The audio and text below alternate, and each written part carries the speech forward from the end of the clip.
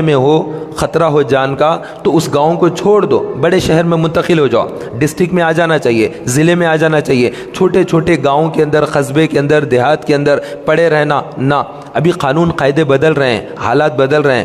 آج کی جو تاریخ تھی، آج کے دن کا جو امینڈمنٹ لے کر آیا گیا پارلیمنٹ کے اندر، جو امینڈمنٹ لائے، جو تبدیلی لے کر آئی گئی تھی، اس کے اندر یہ قانون لایا گیا کہ وقف بورڈ کی جو جائیدادیں ہیں اس کو کھوکھلا کر دینے کا ہے۔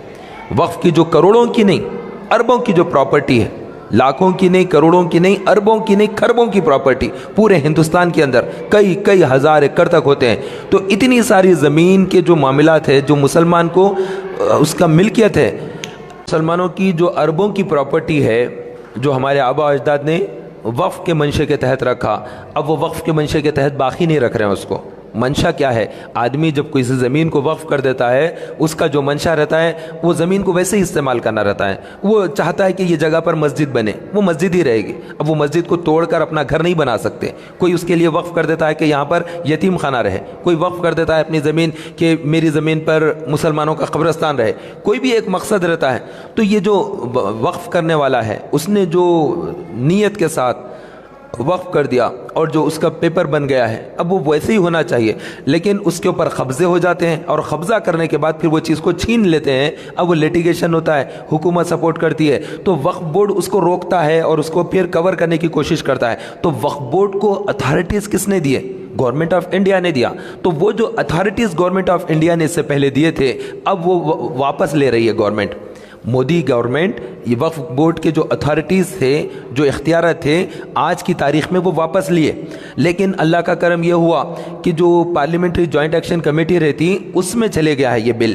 امینڈمنٹ کرنے کی جو کوشش کی گئی تھی، وہ بل ٹوٹلی پاس نہیں ہوا، کیونکہ ان کے پاس بی جے پی کے جو ایم پیز تھے وہ 240 پر آ کر رک گئے ہیں۔ ایم پیز کم رہنے کی وجہ سے، اپوزیشن پاورفل رہنے کی وجہ سے، تو یہ پارلیمنٹ کے اندر اپوزیشن نے اپنا وزن رکھا، اور رکھ کر پوری اپوزیشن نے مل کر اس کے اندر وہ کیا۔ اب بدقسمتی کی بات یہ ہے کہ جنہوں نے مسلمانوں سے ووٹ لیا، وہ پارٹیوں نے بھی وہاں پر دغا دیا، چاہے وہ بہار کا ہو یا پھر آندھرا پردیش کا ہو۔ ان دونوں کے جو چیف منسٹرز ہیں، ان دونوں نے مسلمانوں کو دھوکہ دیا، اور وہاں پر وقف لینڈ کی گریبنگ کے لیے انہوں نے اس کے اندر راہ ہموار کی۔ یہ چاہے چندر بابو نائیڈو ہو یا نتیش کمار ہو، یہ غداری انہوں نے کی دونوں نے، اور بی جے پی کا انہوں نے ساتھ دیا، اور مسلمانوں کی ہزاروں کی نہیں، لاکھوں کی نہیں، کروڑوں کی نہیں، اربوں کی نہیں، کھربوں کی اتنی بڑی پراپرٹی پر وہ کھینچنے کی تیاری چل رہی ہے۔ یہ پوری ہندوستان میں اس طرح سے ہونے والا ہے۔ تو حالات ہمیشہ، اس سے پہلے تو این آر سی اور سی ڈبل اے کے ذریعے ہم سے ہماری شہریت چھیننا چاہ رہے تھے۔ اب ہماری جو آبا و اجداد کی جو دولتیں ہیں، جو زمین کی شکل میں ہیں، وہاں سے نیشنل ہائی وے نکل جاتی، بڑے بڑے روڈ بننے کے ساتھ ہی وہ زمین کی قیمتیں کئی گنا بڑھ جاتی ہیں۔ تو ان زمینوں پر قبضے کرنے کے لیے اب اس کا جو پاور جو تھا وقف بورڈ کا، وہ پاور کو کم کرتے ہوئے وقف جو بورڈ کا جو چیئرمین ہے، اس چیئرمین کے پاورز کو ڈکریز کیا جا رہا ہے، اور پھر جو کلیکٹر ہوتا ہے اسٹیٹ کا، سٹیز کے جو کلیکٹرز ہوتے ہیں، ان لوگوں کے پاورز کو بڑھا دیا جا رہا ہے تاکہ وہ لوگ فیصلہ کریں۔ کون ہیں وہ لوگ؟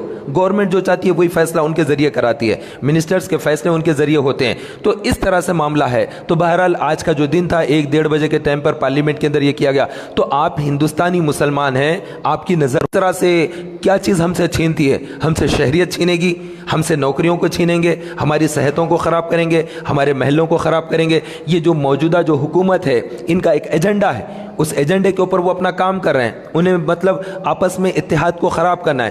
ہندو مسلمان مل کے رہیں گے تو ان کو پسند نہیں آتا ہے، تو وہ آپس میں قوموں کو لڑانا چاہتے ہیں۔ ہم اتحاد چاہتے ہیں کہ سب مل کر محبت کے ساتھ دوسری قوموں کے ساتھ مل کر ایک سب معاشرے میں امن، شانتی اور سکون رہے، پیسفل زندگیاں گزرے۔ لیکن یہ چیز پسند نہیں کرتے، وہ اس کے اندر ان کا خفیہ ایجنڈا رہتا، ہڈن فارمولا ہے اس کے اندر کہ ہمارا ٹارگٹ یہ ہے۔ اس چیز کے اچیومنٹ کے لیے یہ کوئی بھی کام کر گزرتے ہیں۔ یہ تمام جو مشکلات آ رہی ہے، وہی ہڈن جو فارمولا ہے، اسی پر عمل کر رہے ہیں، کر کے مسلمانوں کو قوموں سے لڑانا چاہتے ہیں۔ تو ان حالات کے اندر ہندوستانی مسلمان کو بہت زیادہ بیویئر ہونا چاہیے، چوکنا ہونا چاہیے۔ آپ نے نہیں دیکھا کہ ہر آدمی اپنی اپنی یو پی کے اندر وہاں پر قانون پاس کیا گیا کہ یو پی کے اندر مسلمان اپنی دکان کے اوپر نام لکھے گا، میوہ بیچنے والا، ترکاری بیچنے والا، کوئی بھی سامان بیچنے والا، ہر آدمی اپنا نام لکھے گا، عارف خان، اس کے بعد جو ہے نا لکھ دے گا ویجیٹیبل سیلر۔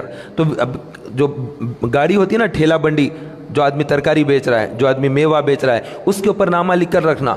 اب وہ دیکھنے کے بعد فیلنگ پیدا کرنا کہ میں ترکاری یہ دکان پہ سے نہ کروں، اس کا نام عارف خان ہے، اس کا نام عبدال ہے، اس کا نام عبداللہ ہے، یہ نام سے نہیں خریدنا ہے. تو کیا کرم ہوا، ہندوستانی پارلیمنٹ میں اس ہندوستان کی جو سپریم کورٹ ہے اس نے اس کو پاس ہونے نہیں دیا. سپریم کورٹ نے روک لگا دی کہ غیر قانونی اعتراض سے کرنا، انکانسٹیٹیوشنل ہے، روک دیا.